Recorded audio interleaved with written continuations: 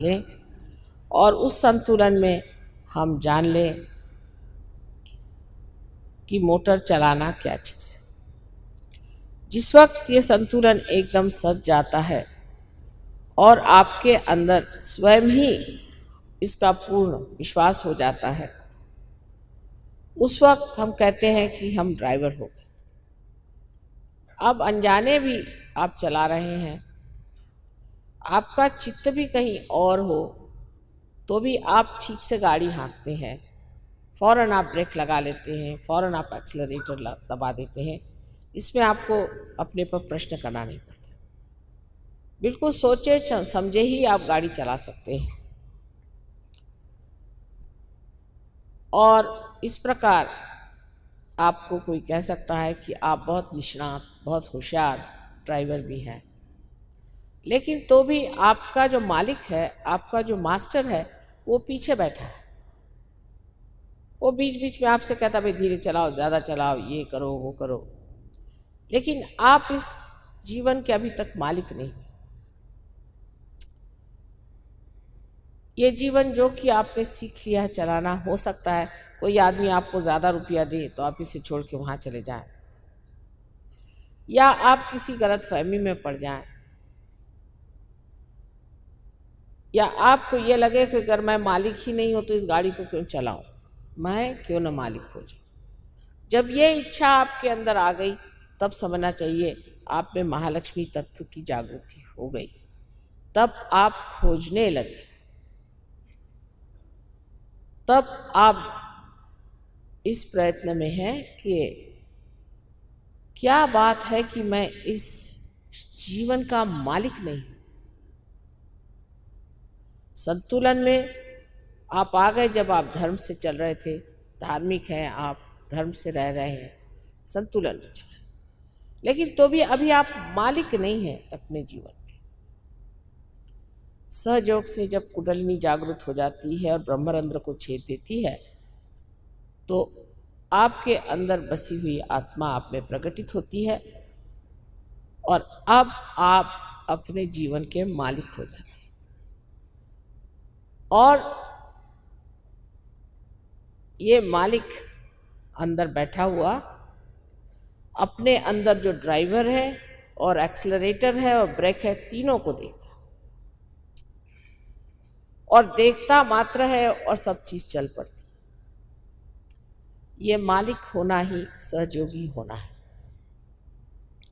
जैसे कि मनुष्य प्रलोभन में फंस करके बहुत बार अनेक गुलामियों में फंस जाता है।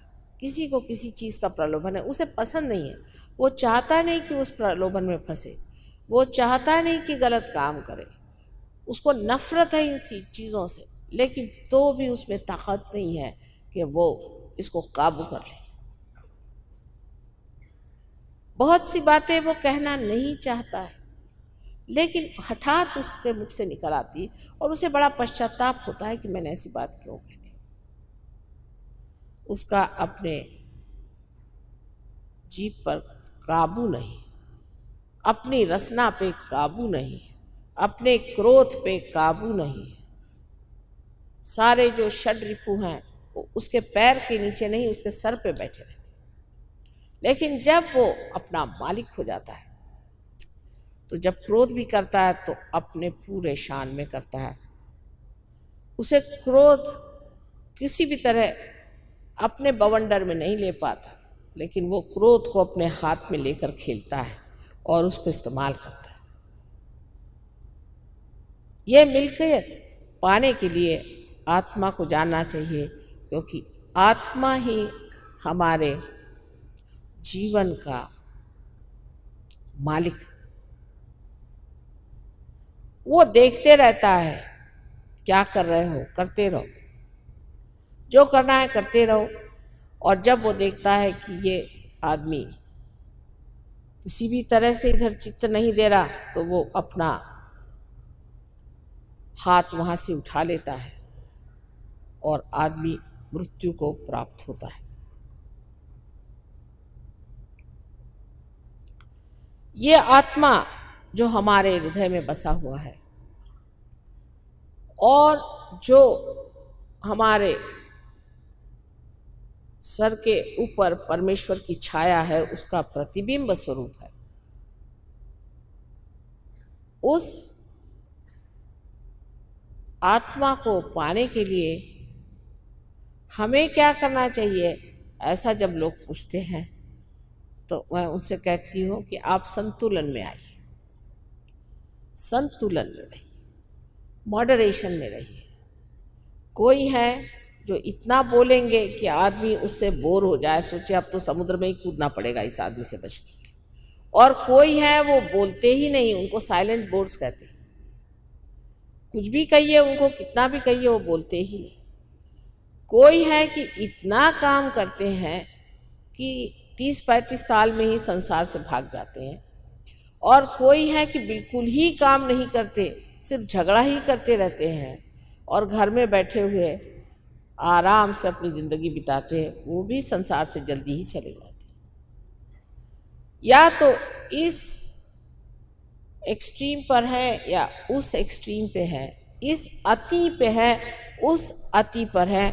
अति को वर्ज्य करना चाहिए, ऐसा हमें बताया गया था कि बीच में रहने के लिए अति को वर्ज्य करना चाहिए। लेकिन यह संतुलन जब तक हमारे अंदर सकता नहीं, तब तक हम उड़ान भी नहीं कर सकते। इसीलिए आप देखते हैं कि कोई आदमी चट से पार हो जाता है, किसी में टाइम लगता है, उसमें संतुलन अभी नहीं। जीवन संतुलन आना पड़ेगा, तभी ये उड़ान होती है। और जब उड़ान होती है तब जैसा आपका चित्त है और ये सारी आपके वॉइड में फैला हुआ है, यहाँ से कुंडलिनी जब ऊपर की ओर ऐसे निकलती है और इस जगह जब वो छेद देती है अपना ब्रह्मरंध्र, तो ये सारा चित्त आपका जो है प्रकाशित हो जाता है। प्रकाशित इस प्रकार होता है कि आप सत्य के प्रकाश में आ जाते हैं। इसीलिए मैंने आपसे बताया था कि एकमेव सत्य जो है वो आप जानते हैं। जैसे यहाँ बैठे बैठे हम जानना चाहें आज किसी के भी बारे में, तो हम जान सकते हैं कि इस आदमी की क्या हालत है। शुरू में जब लंदन में कार्य शुरू किया था तो बड़ी मुश्किल हुई, हमें बहुत मुश्किलें हुई। उसमें से एक महाशय जब पार हुए तो उन्होंने कहा, आप कहती हैं कि यहीं बैठे बैठे परमात्मा का टेलीकम्युनिकेशन है और सारा ईथर जो है वो एनलाइटेंड है, तो क्या हम जान सकते हैं कोई सी भी बात? हमने कहा, कहले मेरे पिताजी ने मुझे बहुत दिन से चिट्ठी नहीं लिखी, ना ही उनका कोई टेलीफोन आया, क्या बात है? मैंने कहा ऐसे हाथ करके देखो। तो उनका अजीब बात है, इस जगह बहुत जलन आ रही।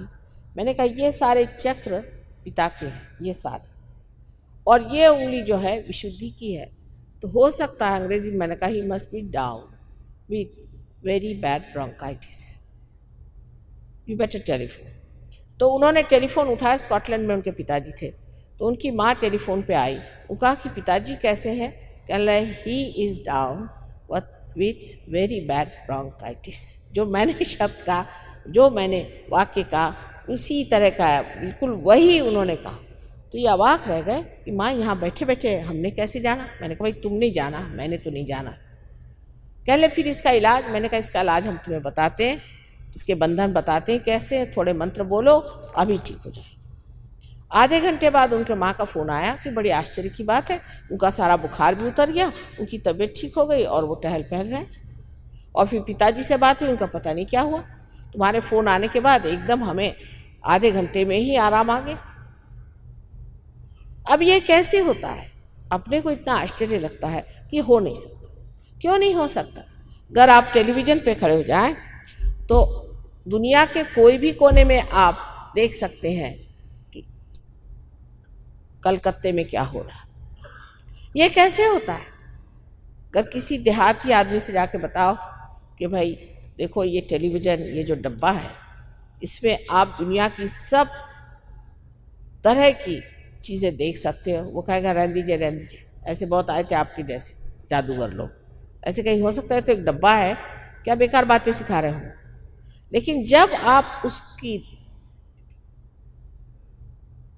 चोटी पकड़ के और उसका कनेक्शन आप लगा देते हैं तो वो देखने लगता है कि अरे ये तो डब्बा जैसे लग रहा था प्लास्टिक का, इसमें से ये कहाँ से आने लग गया।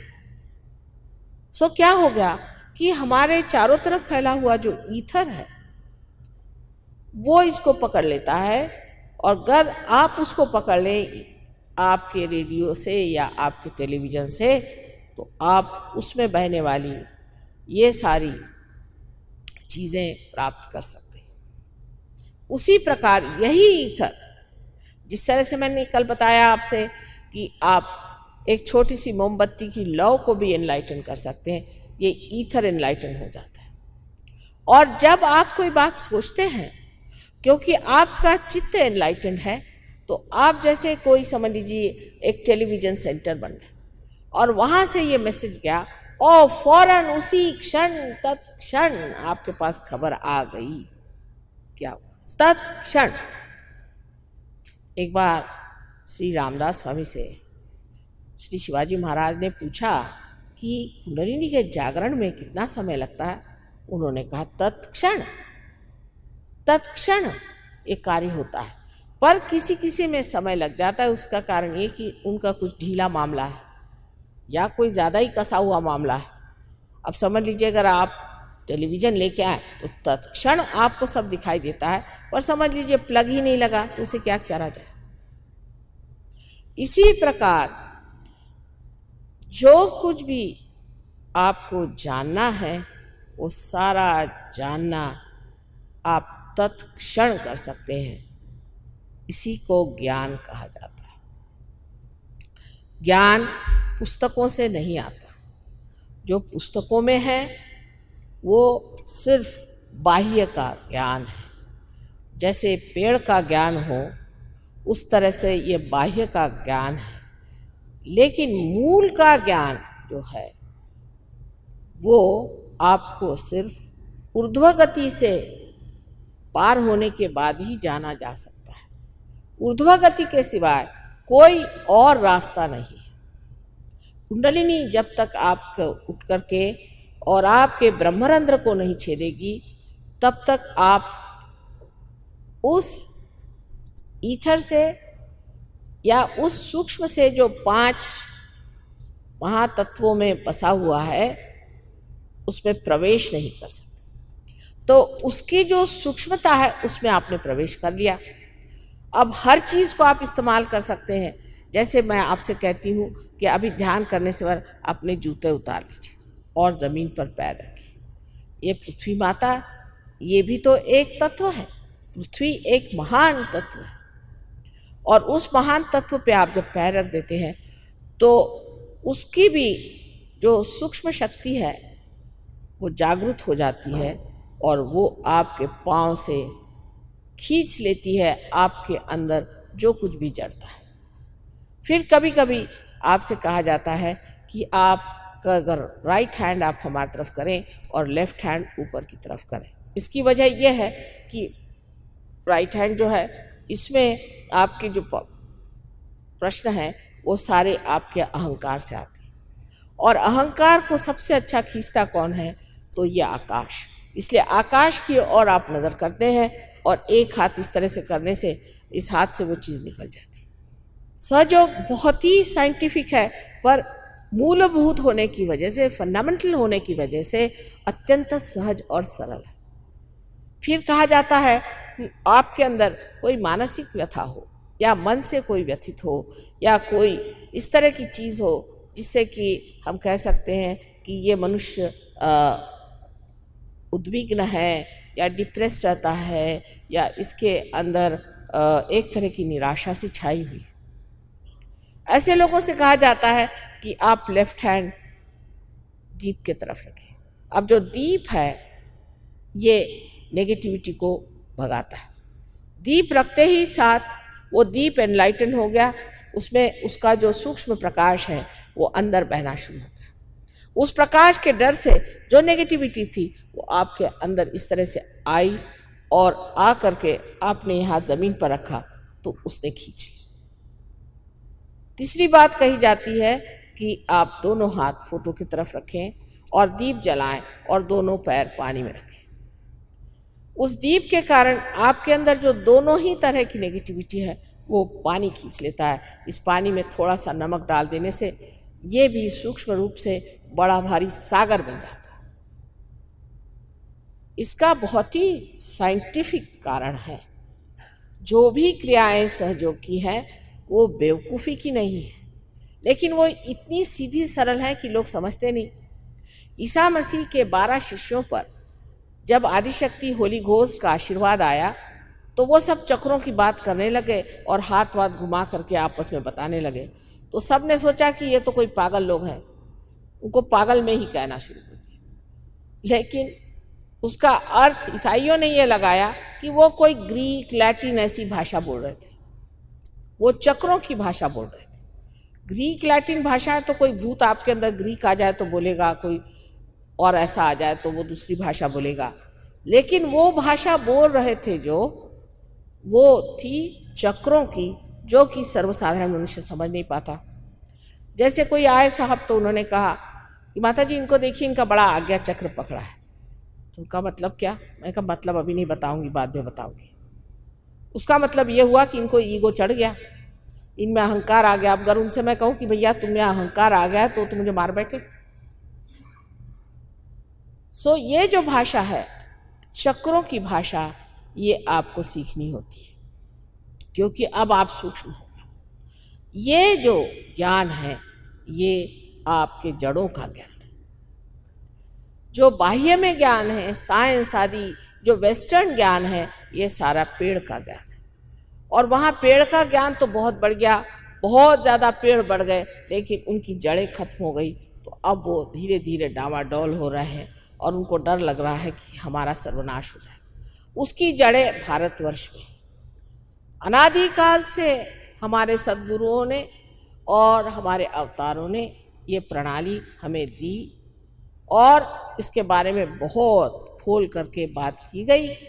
जबकि आदि शंकराचार्य आए और जब गुरु नानक साहब और कबीरदास जी ऐसे लोग आए, तब उन्होंने इस बात का पूरी तरह से उद्घाटन किया।